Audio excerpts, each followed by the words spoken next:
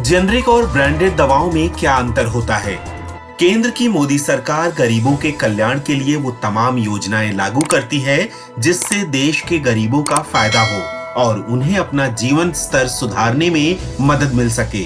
प्रधानमंत्री जन औषधि योजना भी उनमें से एक है, जिससे देश के एक बड़े तबके को स्वस्थ जीवन मिलता है। जेनरिक दवा ब्रांडेड दवा के बराबर ही असर करती है, लेकिन इसकी कीमत ब्रांडेड दवा से बहुत कम होती है।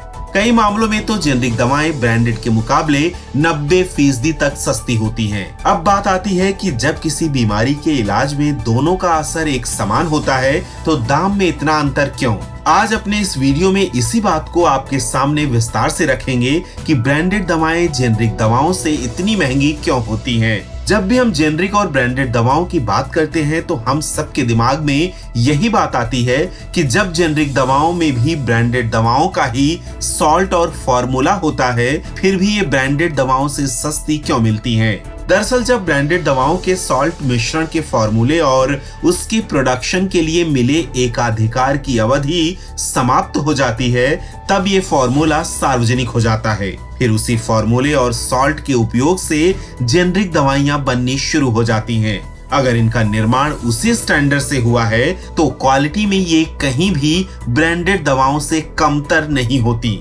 जानकारों का कहना है कि जेनरिक दवाओं के सस्ती होने के कई कारण हैं। एक तो इसके रिसर्च और डेवलपमेंट के लिए कंपनी ने कोई खर्च नहीं किया है। किसी भी दवा को बनाने में सबसे बड़ा खर्च R&D यानी रिसर्च और डेवलपमेंट का होता है। ये काम दवा को खोजने वाली कंपनी कर चुकी है। इसके प्रचार प्रसार के लिए भी कोई खर्च नहीं करना होता है। इन दवाओं की पैकेजिंग पर कोई खास खर्च नहीं किया जाता है। इसका प्रोडक्शन भी भारी पैमाने पर होता है, इसलिए मास प्रोडक्शन का लाभ मिलता है और ये दवाएं ब्रांडेड दवाओं से सस्ती होती हैं। जेनरिक दवाएं पेटेंटेड या ब्रांडेड दवाओं की तरह ही होती हैं। कई मामलों में देखा गया है कि ब्रांडेड कंपनियों का भी API या रॉ मटेरियल वहीं से आया है जहां से जेनरिक दवाओं का। जेनरिक दवाओं को अगर मूल दवाओं की तरह ही एक समान खुराक में उतनी ही मात्रा और समान तरीके से लिया जाए तो असर भी पेटेंट या ब्रांडेड दवाओं की तरह ही होगा। जेनरिक और ब्रांड नेम वाली दवाइयों में मुख्य रूप से ब्रांडिंग,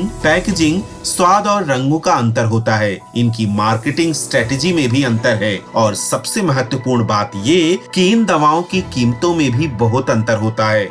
आखिर ब्रांड की तो कीमत चुकानी ही होगी। प्रधानमंत्री जन औषधि योजना की दवाएं जेनरिक ही होती हैं।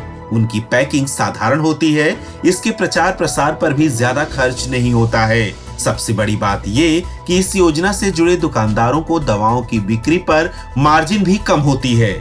इसीलिए ग्राहकों के लिए जन औषधि स्टोर की दवाएं सस्ती मिलती हैं। जब फॉर्मूला सार्वजनिक हो जाता है, फिर उसी फॉर्मूले और सॉल्ट के उपयोग से जेनरिक दवाइयां बननी शुरू हो जाती हैं। क्या आपको इस अंतर के बारे में पता था? जेनरिक दवाओं पर आप या आपका परिवार कितना निर्भर है?